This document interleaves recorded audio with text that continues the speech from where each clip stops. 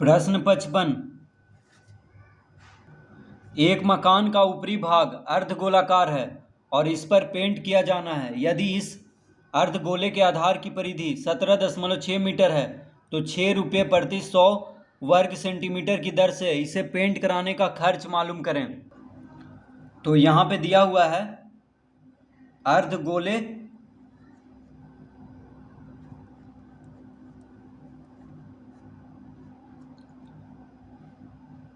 अर्धगोले के आधार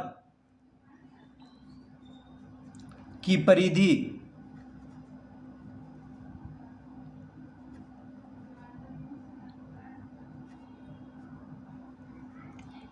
तो अर्धगोले के आधार की परिधि कितना दिया हुआ है? 17.6 मीटर। अब यहाँ पे देखिए, अर्धगोले का जो आधार होता है वो कैसा होता है? वृत्त के जैसा होता है, यानी गोल होता है। तो अर्धगोले के आधार की परिधि में कौन सा सूत्र लगाएंगे? तो यहाँ पे हम 2πr लगाएंगे। तो 2πr बराबर 17.6 मीटर लिखेंगे। तो 2πr कहाँ से आ गया?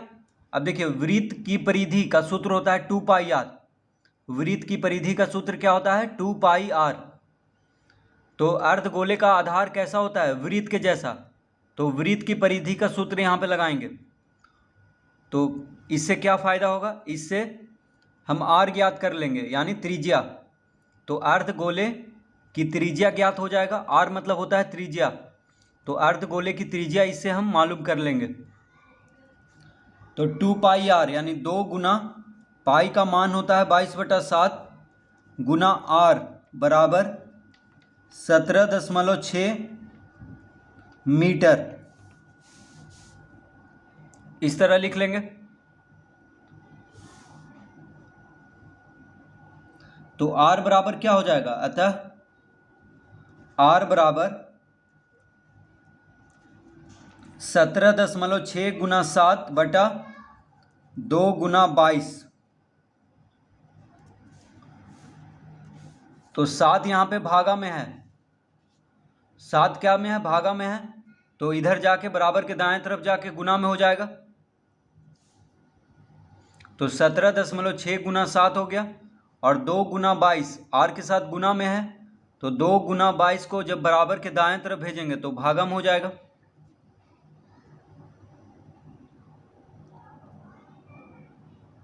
अब देखिए, 22 दूना 44 होता है। 22 दूना 44 और 44 चौके होता है 176।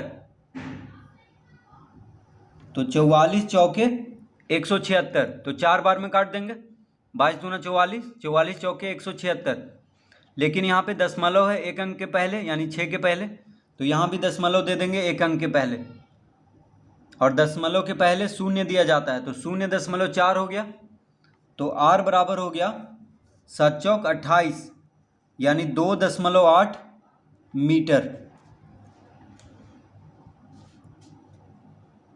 r बराबर कितना हो गया? 2.8 मीटर। 0.4 गुना 7 हो जाएगा 2.8। तो अर्धगोले की त्रिज्या कितना आ गया? 2.8 मीटर। अब कह रहा है कि इस अर्धगोले को पेंट कराना है। ठीक है, अर्धगोले को पेंट कराना है। तो कह रहा है कि मकान का ऊपरी भाग अर्धगोलाकार है। इसका मतलब हुआ कि अर्धगोले का जो वक्र पृष्ठ है उसी को पेंट करना है, क्योंकि मकान का ऊपरी भाग अर्धगोलाकार है। तो निचला भाग तो पेंट नहीं होगा। ठीक है, जो वृत्त के जैसा है वो तो पेंट नहीं होगा। तो इसका हम वक्र पृष्ठ का क्षेत्रफल ज्ञात करेंगे, क्योंकि जितना वक्र पृष्ठ का क्षेत्रफल होगा इस अर्धगोले का उतना ही पेंट कराना है। तो लिखेंगे अर्धगोले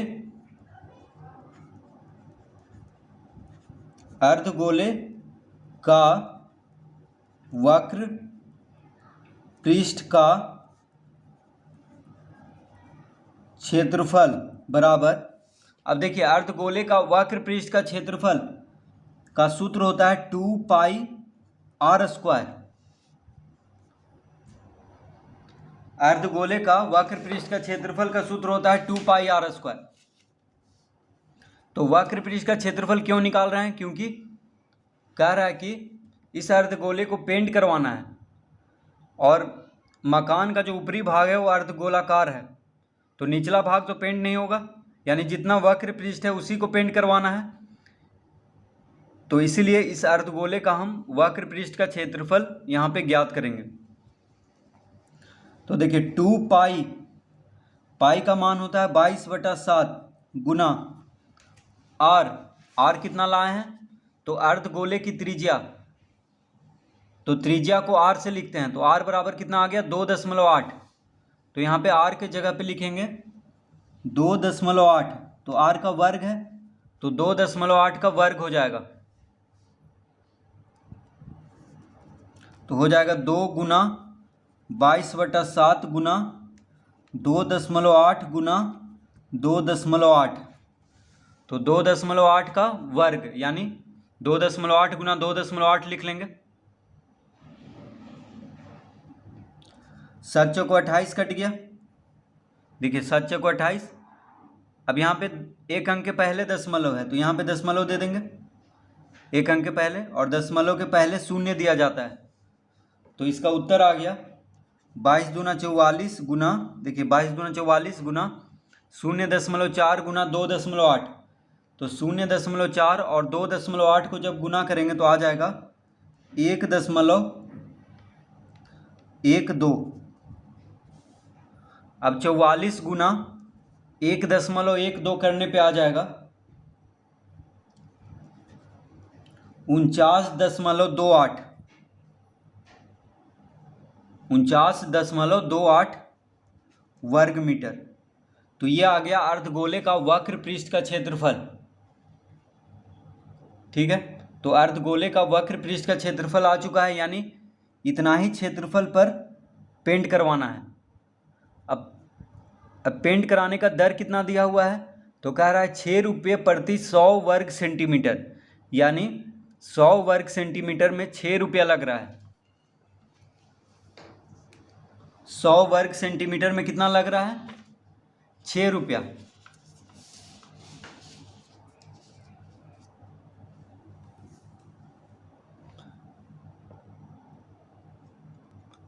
तो इसको हम लिख लेंगे 49.28 गुना 100 गुना 100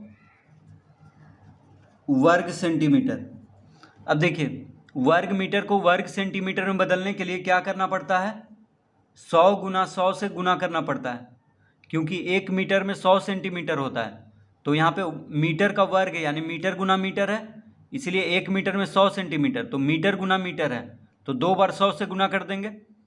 तो ये जो क्षेत्रफल आया है वर्ग मीटर में, ये हो जाएगा वर्ग सेंटीमीटर में। ठीक है, तो इसको वर्ग सेंटीमीटर में पहले बदल लेंगे। क्यों बदलेंगे? क्योंकि वहाँ पे जो दर दिया हुआ है, कह रहा है 6 रुपये प्रति 100 वर्ग सेंटीमीटर की दर से इसे पेंट करवाना है, यानी 100 वर्ग सेंटीमीटर में 6 रुपया लग रहा है। लेकिन यहाँ पे तो मीटर में आ रहा है, वर्ग मीटर में आ रहा है क्षेत्रफल, तो इसको पहले वर्ग सेंटीमीटर में बदल लेंगे।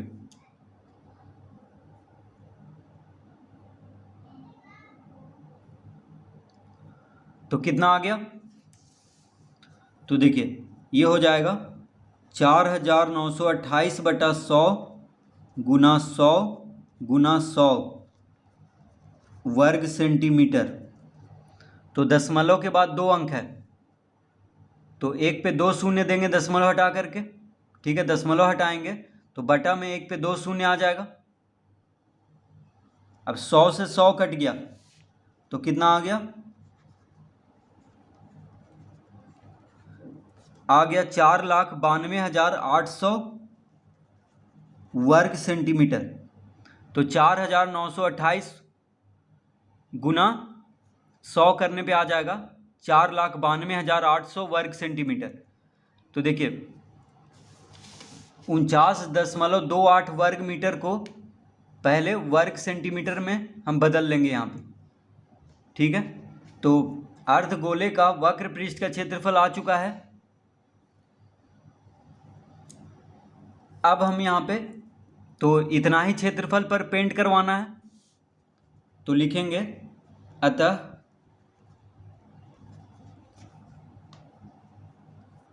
पेंट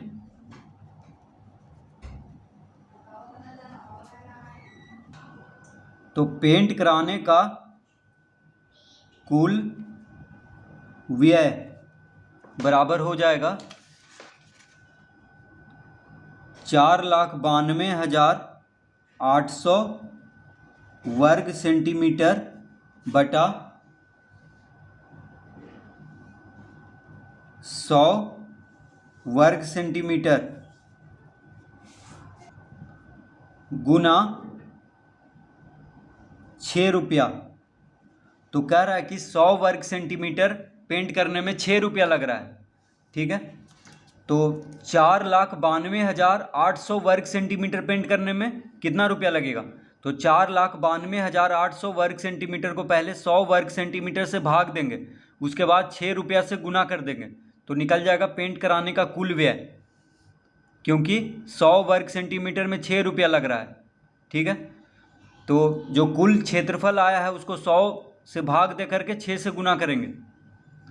अब देखिए 2 शून्य से 2 शून्य कट गया, 2 शून्य से 2 शून्य कट गया, तो 4,928 यहाँ पे बच गया, ठीक है। 2 शून्य से 2 शून्य कट चुका है, तो 4,928 को 6 से गुना करेंगे तो आ जाएगा 29,568 रुपया। तो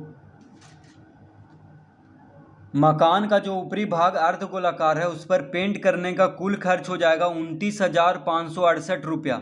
तो इस तरह से इस प्रश्न को हल करेंगे।